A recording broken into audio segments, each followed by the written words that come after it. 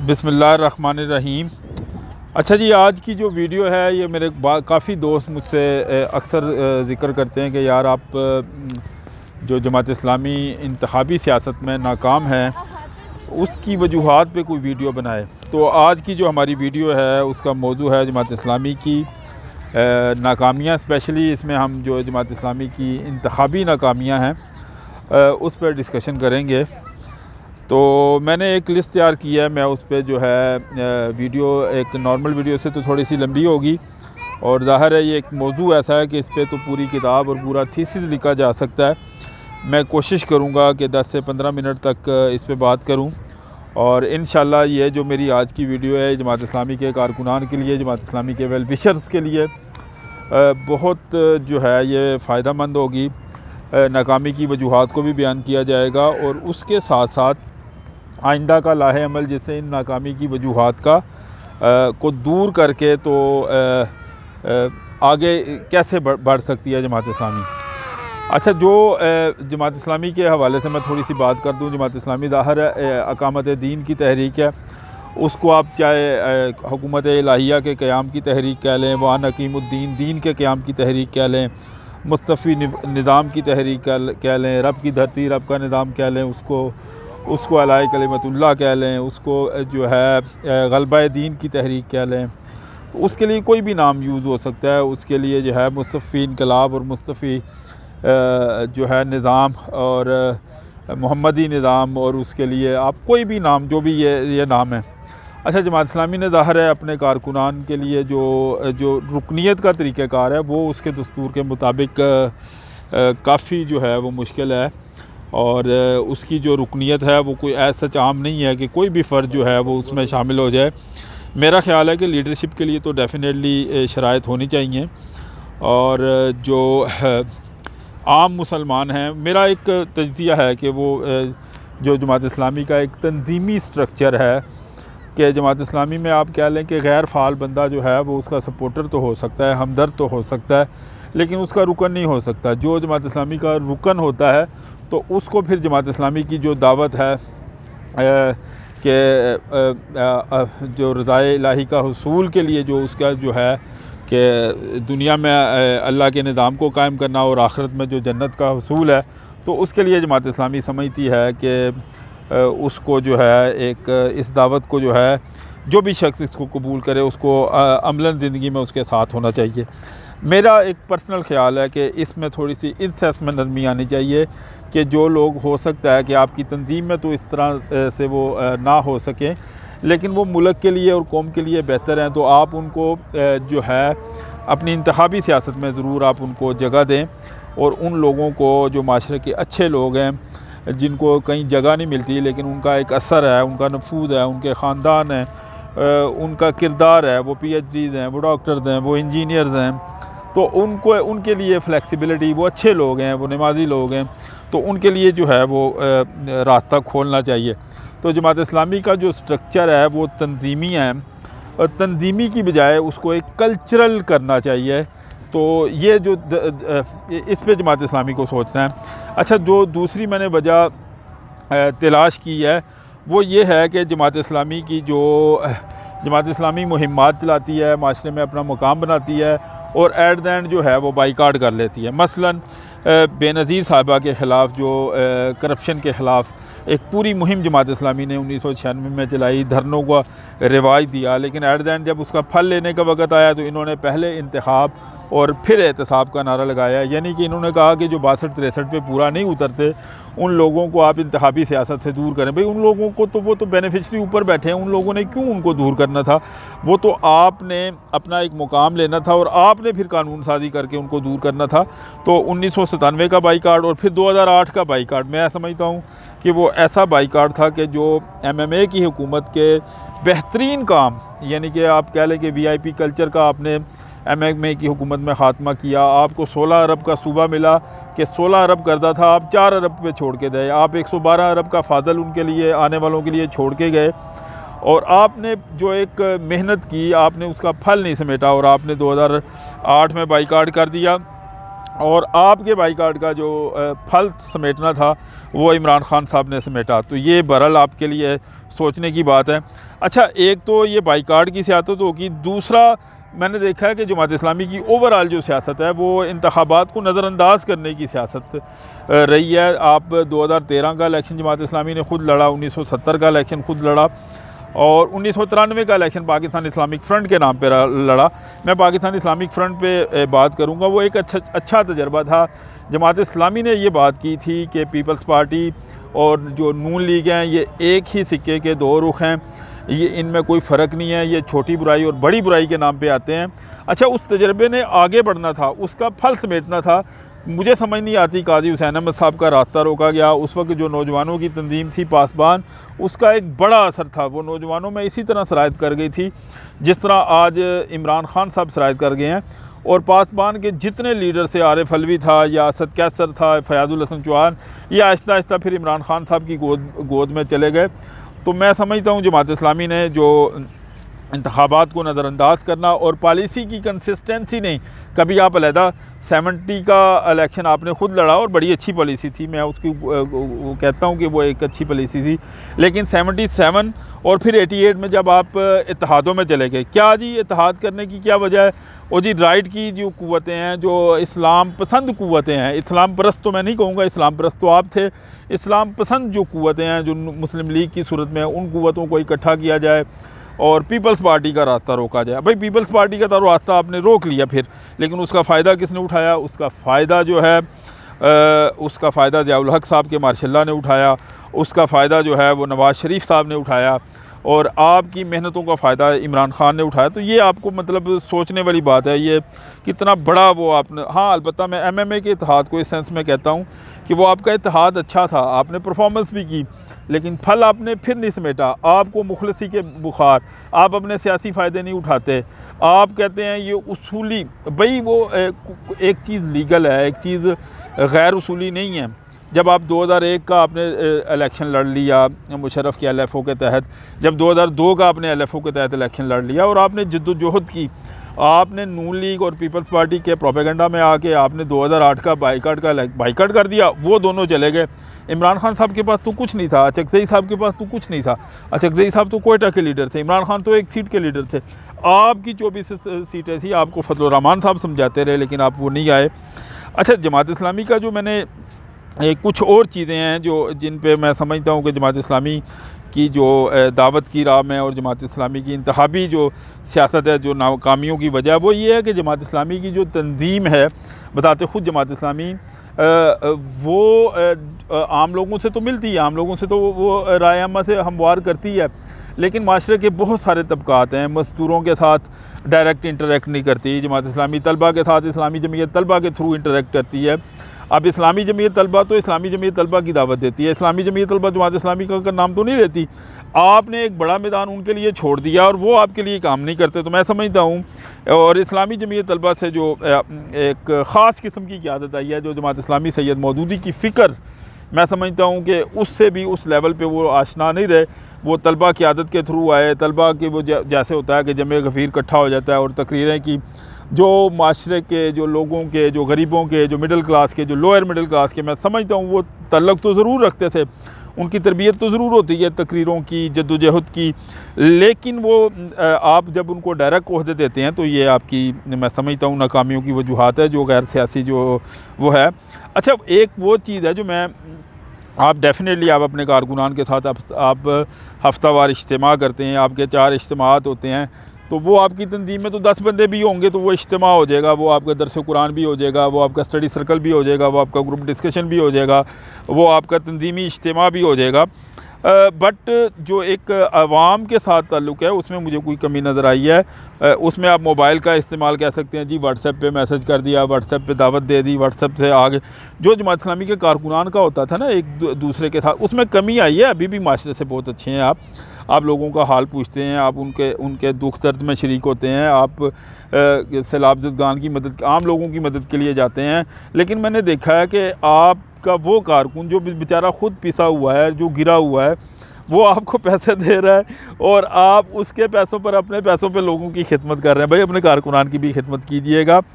अच्छा, social media को मैं समझता हूँ जमात इस्लामी ने जो है वो संजीदा नहीं लिया, अभी शायद वो लेना शुरू कर दिया है। टिकटॉक हो गया, फेसबुक हो गया, फेसबुक पे तो कुछ मेहनत की है लोगों ने, तो कुछ मौजूद हैं। इंस्टाग्राम पे बिल्कुल आप मौजूद नहीं है, आपका लेडीज़ विंग बहुत अच्छा काम वहाँ पे कर सकता है। टिकटॉक पे आपने उसको शुगल मजाक समझा, आप अच्छी वहाँ पे वीडियोस बना सकते हैं। यूट्यूबर्स आपके होने चाहिए। ट्विटर को आपने बिल्कुल संजीदा नहीं लिया, आपने ट्विटर को ट्वीट और रीट्वीट के लिए तो यूज़ किया है, लेकिन आपने ट्विटर को जो है, आपको जो यूज़ करना चाहिए था ट्विटर को जो है वो स्पेसेस के लिए, जैसे आप इसको कह सकते हैं कि मुफ्त की आपकी जो है वो एक आपकी दावत फैलनी थी। बना बनाया दरस कुरान का प्रोग्राम आप उस पर कर सकते हैं। ग्रुप डिस्कशन और जो आपका स्टडी सर्कल है वो कर सकते हैं। लोगों से डायरेक्ट इंटरेक्शन होती है, तो स्पेसिस पे आपको बहरहाल जो आना चाहिए।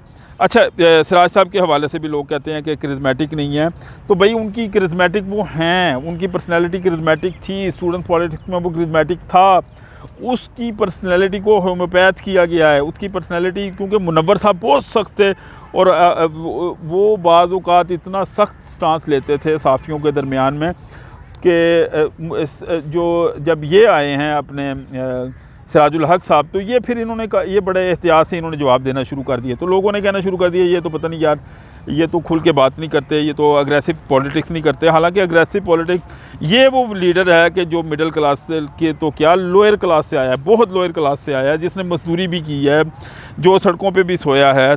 तो इसको ये आपने इसकी ब्रांडिंग करनी थी ना, आपने इसका करिश्मा लोगों को बताना था। आपका मुनव्वर हसन अगर 3 मरले के मकान में रहता था और उस पर 17,000 कर्जा था और उसकी बेटी को 65 लाख का जो है वो जहेज़ मिला और उसने उसको आपकी पार्टी के फ़ंड में जमा करा दिया, तो ये लोगों को किसने बताना था कि ये इतने बाकिरदार लोग हैं। तो जो स्पेशली नून लीग वाले आपके ख़िलाफ़ जो है प्रोपेगेंडा करते रहे, काजी हुसैन अहमद साहब के ख़िलाफ़, और पीटीआई ने जो है जमात इस्लामी के ख़िलाफ़ तो इतना नहीं किया, लेकिन सिराजुल हक साहब के ख़िलाफ़ उन्होंने बड़ा प्रोपेगेंडा किया है उनकी ज़ात के ख़िलाफ़, जिसका आपने जो है वो जवाब नहीं दिया। मजबूत ज़ैली तंजीमें अब आपकी क्योंकि आपकी जो जमात इस्लामी में जो लीडरशिप है वो तो आपके कारकुनान और आपकी ज़िले तंजीमों से आती है, और क्योंकि आपने डॉक्टर्स को पीमा पे छोड़ दिया, इंजीनियर्स को पाकिस्तान इंजीनियर्स फोरम पे छोड़ दिया, लेबर को आपने एलएलएफ और तहरीक मेहनत पे छोड़ दिया, और आपने तलबा को इस्लामी जमीयत तलबा पे छोड़ दिया, तो वो तो उन तंजीमों में तो अच्छे लोग ऊपर आ गए। लेकिन वो जो आपकी अपनी तंजीम है जमात इस्लामी, उसमें जो है वो आप कह लें कि मीडियम कैलिबर के लोग, जो बहुत बासलाहियत लोग हैं। देखें 15,000 PhD में आपके पास 1500 PhD आपके पास पाकिस्तान के अंदर मौजूद हैं, 700 PhD आपकी जो है इंटरनेशनल फोरम्स पे मौजूद हैं। तो उनका फ़ायदा किसने उठाना था? तो आपने उठाना था, लेकिन आप लोग जो है वो नहीं उठा सके। अच्छा, अब मैं ज़रा एक ऐसी बात करने जा रहा हूँ जो मतलब लोग हैरान होंगे। देखें, अलखिदमत का नुकसान तो आपने उठाया है, डेफिनेटली अलखिदमत से आपकी जो है वो बेहतर हुई है, आपकी रेपो बेहतर हुई है। मसला ये है कि पूरी दुनिया की जो आपकी तंजीमात हैं, लाइक इकना है, Islamic Circle of North America, American Canada में Islamic Circle of Japan, Islamic Circle of Australia and New Zealand, ICNA UK, Islamic Mission France, ये वो आपकी माशाल्लाह इतनी तंजीमें हैं। एक तो उन तंजीमों को जो है इस्लामिक के नाम से काम करने में वहाँ पे प्रॉब्लम आती है। आप अगर दुबई में पाकिस्तान एसोसिएशन ऑफ दुबई बना सकते हैं, आपने सऊदीया में अहबाब क्लब बनाया, तो आप यार उनको भी इस तरह की कोई तंजीम दें ताकि वो लोग काम कर सकें। वो लोग काम नहीं कर सकते, उनको मजबूरन जो है वो पीटीआई और वहाँ उन तंजीमों में जाना पड़ता है। हालांकि आपके मिशन ज़्यादा हैं, आपकी तंजीमें जो हैं वो ज़्यादा हैं, तो आपने उसका फ़ायदा उठाना था। अच्छा, अलखिदमत का नुकसान क्या है कि दुनिया भर की फ़ंडिंग, और आपका अपना कारकुन भी जब अलखिदमत में फ़ंड करता है, तो अलखिदमत को तो आपके रूल्स हैं कि जमात इस्लामी उनको कर्ज़ा दे सकती है, उनके फ़ंड्स को इवन कर्ज़े के तौर पे भी आप इस्तेमाल नहीं कर सकते। जब आपका बंदा है वो अलखिदमत को फ़ंड कर देगा, तो उसके पास आपको सियासी तौर पर फ़ंड करने के लिए तो बचता ही कुछ नहीं है। तो जब आपके पास सियासी फ़ंडिंग नहीं होगी, तो आपका बंदे ने जो इलेक्शन लड़ना है, जो एक असल काम है, आप अलखिदमत से कितनी कर लेंगे? आटे में नमक के बराबर खिदमत कर सकते हैं। आप लोगों के मसाइल को 0.1% हल कर सकते हैं। 10 अरब का बजट है और पाकिस्तान का बजट जो है वो 9500 अरब है। तो आप मुझे बताएं ना, 9500 अरब का 10 अरब 1% भी आपका वो नहीं मतलब 0.1% वो बनता है। तो ये बहरहाल एक प्रॉब्लम थी जो कि आपको एड्रेस करना है। ये आपको सोचना है कि क्योंकि आपके बासलाहियत तरीन लोग, पैसा तो दे देते हैं लोग, आप अपने जो बासलाहियत लोग हैं, जिन्होंने इलेक्शन लड़ना है, जो आपके पास किरदार लोग हैं, उसको आप अलखिदमत में घुसेड़ देते हैं, तो आपके पास तो पीछे तंजीम ही नहीं रह गई। आप एक छोटी तंजीम है, पैसा भी आपका उधर चला गया, लोग भी आपके उधर चले गए, तो भाई जमात इस्लामी का काम किसने करना है? तो ये आपको सोचने के लिए आपका बात है। अच्छा, एक और चीज़ है, अफ़गान जिहाद आया, कश्मीर का जिहाद आया, और इवन जो बांग्लादेश में जो अल बद्र और अल शम्स अस्करियत, मैं समझता हूँ इसने भी जमात इस्लामी को नुकसान पहुंचाया। और ये सैयद मौदूदी की वो नहीं थी। सैयद मौदूदी का ये था कि भाई पहले पाकिस्तान में इनकलाब लेके आओ, पाकिस्तान में इस्लामी हुकूमत कायम करो, और ये जो काम है कश्मीर की आज़ादी हो गई या इस तरह के जो मसाइल हैं, इस पे जो है आप जो रियासत है वो काम करे। तो मैं समझता हूँ हालांकि जो रियासती अनासर हैं जो उन्होंने आपको डेफिनेटली इस्तेमाल किया, लेकिन आपको फिर आपका ड्यू शेयर तो नहीं दिया। आपने तो उनके लिए सब कुछ किया, आप तो उनके साथ मिल के लड़े हैं, 2.5 लाख मक्ती बानी से तो आप लड़े हैं। मुझे बताएं ना, आपको क्या शेयर दिया इन्होंने पाकिस्तान में? आपने जो है जो सूरत हाल है। अच्छा, एक आपका माशाल्लाह ख़वातीन का इतना बड़ा यूनिट है। मैं समझता हूँ जमात इस्लामी का जो ख़वातीन का यूनिट है वो मर्दों से ज़्यादा काम करता है, मुझे इसमें कोई शक नहीं है। मैंने देखा है ख़वातीन को काम करते हुए तालीम के लिए, इस्लाम की दावत के लिए। और आपकी शूरा में 10 ख़वातीन है, लेकिन ये इस चीज़ को हाईलाइट करें ना, आप तो इसको हाईलाइट नहीं कर सके। आपने माशाल्लाह बनो काबल का एक अच्छा प्रोग्राम दिया है, 25,000 ख़वातीन को आप ट्रेंड करेंगे, वीमेन एम्पावरमेंट पे आप काम कर रहे हैं। अच्छा, इसकी ब्रांडिंग और मार्केटिंग किसने करनी है? वो तो आपने करनी है, जो कि नहीं हो रही। अच्छा, एक और चीज़ जो मैं समझता हूँ, जो जमात इस्लामी के लोगों के जो प्राइवेट स्कूल्स हैं और प्रॉपर्टी के जो ज़ाती कारोबार हैं, इसने बहुत ज़्यादा जमात इस्लामी के लोगों को जो है, जिस तरह आप कह सकते हैं कि सेल्फ़ कैरियर बिल्डिंग में लगा दिया। और वो लोग, उन लोगों ने जो जमात इस्लामी के जो ताल्लुकात हैं उनको अपने कारोबारों में बढ़ाने के लिए तो ज़रूर इस्तेमाल किया, लेकिन अपनी दौलत को बढ़ा के अपनी दौलत को उन्होंने जमात इस्लामी के लिए उस लेवल पे इस्तेमाल नहीं किया। और मैं समझता हूँ कि जो ये आपकी नाकामियों में एक बहुत बड़ी नाकामी की एक वजह है। अच्छा, इसके अलावा जो मालियात के मैदान में मैं समझता हूँ कि आप एक वक्त था कि जमात इस्लामी का जो भी उम्मीदवारान थे वो अपने पैसा नहीं लगाते थे, अब आप उस लेवल पे फंडिंग नहीं करते। हाफिज़ सलमान भट्ट साहब जो कि लाहौर से 2 दफ़ा MNA और 1 दफ़ा वो MPA मुंतखब हुए, मेरी उनसे बात हुई, वो कहते यार मैंने कभी भी किसी इंतखाब में 30,000 से 40,000 रुपये से ज़्यादा नहीं मैंने लगाया। तो देखें, आपने फंडिंग करनी है, आपने अब मुकाबला बड़े लेवल पे है, करोड़ों के लेवल पे है, करोड़ लोग खर्च करते हैं, तो आपको करोड़ों खर्च करने होंगे। लोग अपनी हरामकारियों के लिए अगर करोड़ों खर्च कर सकते हैं, तो आप पाकिस्तान में इस्लामी निज़ाम के क़याम के लिए, पाकिस्तान के माशरे और पाकिस्तान को कायम रखने के लिए, पाकिस्तान को आगे बढ़ाने के लिए, पाकिस्तान को आलम इस्लाम का कला बनाने के लिए, पाकिस्तान को दुनिया में एक तरक्की याफ्ता जो है मुल्क बनाने के लिए आप पैसे क्यों नहीं खर्च कर सकते? क्योंकि आप मालियात के मैदान में नाकाम हैं। आपके लोग जो पैसा खर्च करते हैं वो अलखिदमत में खर्च कर देते हैं, या आपके लोग वो पैसा आपकी जो ज़ैली तंजीमें हैं वहाँ पर खर्च कर देते हैं। तो जमात इतने अमीर तो फिर है नहीं, लोअर मिडिल क्लास की तंजीम है, तो फिर पैसे कहाँ से लगेंगे? तो अच्छा, इसके अलावा मैंने देखा है कि आपके माशाल्लाह असासे बड़े हैं, आपका अमीर तो गरीब है, लेकिन आप पाकिस्तान की जितनी बिल्डिंग्स हैं आपके पास, मैं मसाजिद और मदारिस की बात नहीं कर रहा, अब मैं दफातर की बात कर रहा हूँ। मैं जो हैं आपके जो बिल्डिंग्स हैं जिनमें आप मुख्तलिफ जो हैं इदारे चला रहे हैं, आपके पास असासे हैं। मेरे ख्याल से जो गैर ज़रूरी असासे हैं उनको फ़रोख्त कर देना चाहिए, और ऐसे असासे जो कि ऐसी उसमें यूज़ हो रहे हैं कि जो पोलिटिकली आपको आगे नहीं बढ़ा रहे, उनको आप वो करें। अच्छा, जमात इस्लामी की जो मजबूत शुरा है, मैं समझता हूँ कि कुछ मामलात में वो जमात इस्लामी की नाकामी की वजूहात है, वो अमीर जमात को आगे बढ़ के काम नहीं करने देती। और अमीर जमात, चूँकि शूरा में तो लोग आपके आते हैं इजला से, और इजला से ज़ाहिर है जो आपके जो उमराए इजला हैं वो ज़्यादातर तो मिडिल क्लास ही होते हैं, और ज़्यादातर वो होते हैं जिन्होंने सियासत में हिस्सा नहीं लेना होता, या फिर वो सियासत जो है उसको वो इंतखाबात में वो हिस्सा नहीं लेते, और वो चूँकि वो आपकी पॉलिसियाँ बना रहे होते हैं, वो आपको बता रहे होते हैं कि जी इस्लामिक फ्रंट ख़त्म करो, वो आपको बता रहे होते हैं जी पासवान ख़त्म करो। तो इतने बड़े नुकसान आपने जो शूरा है इसके इंतखाब का आपको तरीका बदलना पड़ेगा। मेरा ख़्याल है कि जितने जो, या तो आप जो इस्लामी जमीयत तलबा के लिए तो बहरहाल आपको कुछ सोचना पड़ेगा, उसका नाम बदलना है। जब इस्लामी जमीयत तलबा के झंडे से मोहब्बत होगी, इस्लामी जमीयत तलबा के नस्बुलैन और दस्तूर से मोहब्बत होगी, तो जमात इस्लामी के झंडे से, दस्तूर से, मंशूर से वो कहाँ से मोहब्बत पैदा करेगा? वो तो कहता है मेरी तालीम ख़त्म हुई, मैंने अपने मिशन ज़िंदगी का पूरा कर लिया, हालांकि उसको तैयार किया जा रहा था कि वो जमात इस्लामी को सर्व करेगा अमली ज़िंदगी में आगे, वो तो कर नहीं रहा वो, तो उसका फ़ायदा क्या हुआ आपको? हाँ, अलबत्ता वो जहाँ पे कोई लड़ाइयाँ होती हैं उसकी जो उसमें ज़ाहिर है वो 100 जगह पे मार खाते हैं, एक जगह पे मारते भी हैं, और वो प्रोपेगेंडा आपके ख़िलाफ़ इस लेवल पे होता है कि उसका नुकसान आपको भी होता है। तो ये मतलब सोचने की बात है कि आप हर अच्छे अमल का जो नुकसान हो सकता है वो तो आप उठाते हैं, और हर उस अमल का जो कि एक फ़ायदा आपने उठाना होता है वो आप उठाते नहीं हैं। मसलन आपने 84 में जो है ज़ियाउल हक़ के रेफरेंडम को तो सिर्फ आपने सपोर्ट किया था, और तो किसी ने नहीं सपोर्ट किया था। 85 के इंतखाबात हुए तो ना आपने वजारतें ली, ना आप वज़ीर आज़म, उसने किसी आम बंदे को बना दिया, उसने पकड़ के फिर मुस्लिम लीग जुनेजो लीग बनाई। तो ये आपके सोचने के काम है जनाब। ये मुफ्त के जो आप सवाब वाले काम कर रहे हैं, ये इतने सवाब वाले काम जो है वो नहीं होने चाहिए। जो खामखा का मुखलसी का बुखार है, इसको जमात इस्लामी को उतारना पड़ेगा। अच्छा, फ़िक्री महाज पे मैं समझता हूँ कि सैयद मौदूदी ने बड़ा काम किया, लेकिन उनके बाद उस लेवल पे फ़िक्री महाज पे इतना काम नहीं हुआ। और जब आप ज़ैली तंजीमों से काम करते हैं तो फ़िक्री तौर पे आप डेफिनेटली कमज़ोरी आपकी नज़र आती है।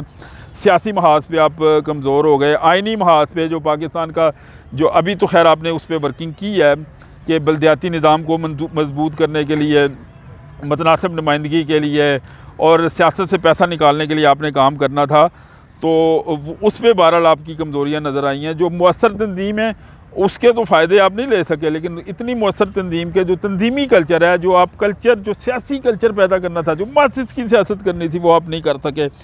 अच्छा जी, उलमा, आपके जो उलमा हैं वो भी माशाअल्लाह वो मसाजिद नहीं संभालते, वो मदारस नहीं संभालते, वो बाद में PhDs करते हैं और वो अपने कारोबार शुरू कर देते हैं। तो उलमा के लेवल पे भी मैं समझता हूँ आपके ख़िलाफ़ इतने फतवे, वो ठीक है आपने इत्तेहादों की सियासत से, मिली यकजहती कौंसल और MMA की वजह से वो थोड़े से कम हुए हैं, और लेकिन आपने हज़ारों मसाजिद तकसीम बनाई और उन मसाजिद को आपने आम उलमा के हवाले कर दिया, और वो आम उलमा उन्हीं मसाजिद में आपके ख़िलाफ़ फतवे देते हैं। उसकी मैं मिसाल आपको देता हूँ। जो थे मौलाना यूसुफ साहब थे लुधियानवी साहब, प्रोफेसर खुर्शीद गफूर ने वो मस्जिद बनाई, प्रोफेसर गफूर उसको लेके आए और वो प्रोफेसर गफूर के वो ख़ताब कराता था, बाद में उसी प्रोफेसर गफूर के ख़िलाफ़ वो जो है ना वो फतवे देता था। मदारस आपके काम में, अपने मदारस आप बनाएं ताकि जो है ना कुछ आपका मार्केट, आप समझते हैं कि हम ज़्यादा मसाजिद बनाएंगे, ज़्यादा मदारस बनाएंगे तो शायद हमारे ऊपर एक फ़िरके की छाप लग जाएगी। तंजीमी रूटीन वर्क को जी कम करें, और मैं समझता हूँ मुद्दत अमीर जमात जो 5 साल है इसको भी कम करें, 3 साल करें जी, 2.5 साल कर दें। नहीं परफॉर्म करता, नहीं नज़र आती तो बदल लें, आपको बदलना पड़ेगा। आपको अमीर जमात नहीं है करिश्मेटिक, अच्छा आदमी है, बहुत अच्छा आदमी है, नहीं नज़र आता। मैं आपको अपनी एक बात कहता हूँ, मुझे बहुत ज़्यादा लोगों ने कहा कि यार आप हाफिज़ नईमुर रहमान और मुश्ताक अहमद ख़ान, इन लोगों को आगे लाएं। ज़ाहिर है वो तो जमात इस्लामी के अरकान का एक तरीक़ेकार है। मैं समझता हूँ कि अगर इंतखाबात फ्रीक्वेंटली होंगे तो इस तरह की क़यादत जो है वो आगे आएगी। एक मुश्ताक अहमद ख़ान क्या, जमात इस्लामी के पास सैकड़ों मुश्ताक अहमद ख़ान हैं। एक नईमुर रहमान क्या, जमात इस्लामी के पास सैकड़ों नईमुर रहमान हैं। तो उनको आगे लाना चाहिए। जो फेल लोग हैं, हमारे मोहतरम लोग हैं, लेकिन उनको बहरहाल उस सियासत से बहरहाल उनको पीछे अब करना पड़ेगा। तंजीमी रूटीन वर्क को कम करें जी। सियासी शोबा जो है, अगर आपकी जमात इस्लामी की तंजीम उसको नहीं चला सकती, तो जिस तरह आपने अल-खिदमत बनाई है, जिस तरह इस्लामी जमीयत तलबा बनाई है, जिस तरह इस्लामी जमीयत वकला बनाई है, जिस तरह इस्लामिक जो है लायस फोरम है, जिस तरह तहरीक मेहनत है, भाई उसी तरह कोई सियासी पार्टी बना दें, सियासी विंग बना दें आप, या सियासी पार्टी अलग बना दें, जस्टिस एंड डेवलपमेंट बना दें। अरबकान साहब की जो पार्टी थी, तुर्की में 4 नाम चेंज हुए हैं। मिस्र में जब मुर्सी साहब आए हैं तो वो जस्टिस एंड डेवलपमेंट के नाम से आए हैं। यमन में जो है, या जो ट्यूनिस में जो है, हसन अल वज़ैबी जो है, उन्होंने अलहदा सियासी विंग बनाया है। आप भाई अपना सियासी विंग अलहदा करें ताकि आप फ़िक्री लिहाज से भी मजबूत हों, और आप जो है वो सियासी तौर पे भी हों। जमात इस्लामी के नाम जो है वो ज़ाहिर है उसको बताते ख़ुद एक बहुत बड़ी रुकावट होती है, तो उस हवाले से देख लें। अच्छा, मैं समझता हूँ कि अब बहुत ज़्यादा ऐसा तबका है, पढ़ा लिखा तबका है, जो आपको पसंद करता है, लेकिन वो समझता है कि यार आप मुझे जो है दस्तूर जो है वो आपका सिर्फ़ उर्दू में है, भाई उसका अंग्रेज़ी तर्जमा करा लो, प्रोफेसर खुर्शीद साहब से करा लो। आप कि मतलब सैयद मौदूदी की किताबें अगर 70 ज़बानों में तर्जमा हो सकती है, तो आपके दस्तूर का अंग्रेज़ी तर्जमा नहीं हो सकता। मेरी स्पेसिस में बात होती है, हमने वहाँ पे स्पेसिस की, वाई नॉट जमात इस्लामी, तो उसमें लोग आए, लोगों ने कहा यार आप इसका जी अमीर जमात हमें तो समझ में नहीं आता, ये कय्यम क्या है, और उन्होंने खैर वो पढ़ा दस्तूर उर्दू में, उन्होंने कहा यार मुझे तो उर्दू भी ज़रा हम बड़ा मुश्किल से हम पढ़ते हैं। तो देखें ए लेवल का ज़माना है, ओ लेवल का ज़माना है, ऑक्सफोर्ड का ज़माना है, लोग बाहर जाके पढ़ते हैं, लोगों ने उर्दू नहीं पढ़ी होती। बिलावल साहब को देख लें आप, उर्दू उन्होंने बेचारों ने नहीं पढ़ी। तो आप जो पढ़े लिखे ताकतवर लोग हैं, जो माशरे में जिनका वो एक असर है, उनके लिए आप दस्तूर का जो है अंग्रेज़ी तर्जमा करें। और जो दावत है इसको ज़्यादा से ज़्यादा बिला वास्ता की बजाय बिलवास्ता करें, ये बिला वास्ता करें। यह बिलवास्ता दावत जो है, जो डिफरेंट ग्रुप्स के ज़रिए, डिफरेंट तंजीमों के ज़रिए, डिफरेंट उनके ज़रिए जा रही है। मैं तो समझता हूँ अगर यूथ जो है वो अगर आपको नहीं मानती, सिराजुल हक को नहीं मानती, तो ये इस्लामी जमीयत तलबा की नाकामी है, ये JI यूथ की नाकामी है। ये दोनों नाकाम हैं। ये इनकी चाहे ये 50,000 के जलसे करें, ये अपने नाज़ अल्लाह के जितने मर्जी नारे लगाएं, ये नाकाम है। ये मैं समझता हूँ कि इन लोगों की नाअहली है। और मैं कहता हूँ देखें, एक स्टूडेंट्स पॉलिटिक्स का दौर था, उसमें इलेक्शन होते थे। सैयद मदूदी की शख्सियत थी आपके पास, सैयद मुनव्वर हसन था आपके पास, काजी हुसैन अहमद था आपके पास। तो अब आपके पास वो नहीं है, अब आपके इलेक्शन नहीं हो रहे। अब जो है लोग आप तो अब स्टूडेंट्स पॉलिटिक्स भी उस लेवल पे नहीं है। तो जनाब आप जो अपनी दावत है ये बिला वास्ता दें, जितनी ज़्यादा बिला वास्ता आप दावत अपनी दे सकते हैं। जो कोई पाबंदी लगनी है लग जाए, वैसे भी तो लोग नहीं आ रहे, लग जाए जमीयत पे पाबंदी, क्या होगा, कौन सा आसमान टूट पड़ेगा। जो है जो उसने आपको लीडर ही देने हैं, तो भाई लीडर वो नेचुरल लीडरशिप तो नहीं है ना। अब नेचुरल लीडरशिप आपको फिर मिलना शुरू हो जाएगी। ये जो मार्शल लॉ ने भी खैर आपकी दावत को कबूल किया, और पाकिस्तान में पहला मार्शल लॉ मैं यहाँ पे बताता चलूँ कब लगा था, जब 1958 में जमात इस्लामी ने बल्दियाती इंतखाब जीता था। तो मार्शल लॉ ने कहा इसको जल्दी लग जाना चाहिए। तो बहरहाल मार्शल लॉ में स्पेशली जो ज़ियाउल हक के मार्शल लॉ, ज़ाहिर है बाद औक़ात आप पॉलिसीज़ पे इत्तेफाक करते हैं, लेकिन मैं समझता हूँ कि जमात इस्लामी की जो पॉलिसी है, आपने खिदमत आप करते हैं, हालांकि आप ना सूबे में हुकूमत है आपकी, ना आपकी जो है वो मरकज़ में हुकूमत है। आपने तो अपोजिशन करनी थी, आपने तो मसाइल को एक्सप्लॉइट करना था, आपने तो वर्कर को उन मसाइल के हल पे लगा दिया। तो जिन्होंने ज़िम्मेदारी थी वो एक दूसरे पे इल्ज़ामात लगा के तो वो एक्सप्लॉइट कर रहे हैं। ये सोचने की बातें हैं। जमात इस्लामी देखें, ये किसी फ़र्द की जमात नहीं है। यूनियन कौंसल से लेकर तो मरकज़ तक जो है इसमें वो नहीं है, शुराइयत है, जमहूरियत है, इंतखाब है, मरूसियत नहीं है, सिस्टम्स हैं। आपके पास पॉलिसी स्टडीज़ का सिस्टम है, इस्लामिक जो है, आपके पास लिटरेचर है, आपके पास इंस्टीट्यूट ऑफ पॉलिसी स्टडीज़ है, आपके पास इंस्टीट्यूट ऑफ रीजनल स्टडीज़ है, आपके पास इदारा फ़िक्र अमल है, आपके पास लीडरशिप है। तो आपके पास इदारा हैं, आप इतने कामयाब हैं आपके इदारे, तो आपकी पार्टी को सियासी तौर पर भी कामयाब होना चाहिए। वैसे तो आपने ठीक है, आपकी दस्तूरी जो जद्दोजहद है वो आपकी कामयाबी है कि पाकिस्तान का जो प्रीएम्बल है वो मैं डेफिनेटली आपकी कामयाबी है। 1973 के आइन की इस्लामी शिक्कें, इस्लामी जो भी वो हैं, इस्लामाइजेशन जो पाकिस्तान में ये हुई है वो डेफिनेटली आपकी कामयाबी है।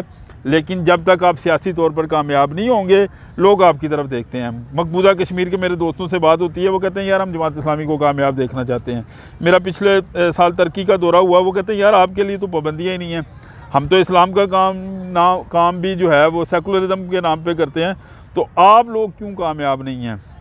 तो एक तो मेरी दोस्तों से दरख्वास्त है कि इस वीडियो को आम करें, इसको समझें, इसमें कोई सवालात होते हैं मुझसे करें, मैं इंशाल्लाह इनके जवाबात दूँगा। और डेफिनेटली इस पे हम कोई थीसिस भी लिख सकते हैं, कोई किताब भी लिख सकते हैं, लेकिन बहरहाल कारकुनान के लिए है और इसी में से लाहे अमल निकलेगा। बस पॉलिटिकल आप हो जाएं, आप अपने जो माशरे को हैं वो डायरेक्ट एड्रेस करें। इस अपने जो तंजीमी स्ट्रक्चर है उसको जो है मासेस की पॉलिटिक्स की तरफ लेके जाएं, इंशाल्लाह रास्ता बनेगा। और पाकिस्तान की जो सियासत है इस वक्त वो आपके बारे में एक मुस्बत राय रखती है और समझना शुरू हो गई है कि छोटी बुराई और बड़ी बुराई चीज़ नहीं है, इन लोगों के पास हल नहीं है। हल आपके पास है, आप नारा तो लगाते हैं हल सिर्फ जमात इस्लामी। मैं कहता हूँ आप सीखें, आफत नईम रहमान से सीखें।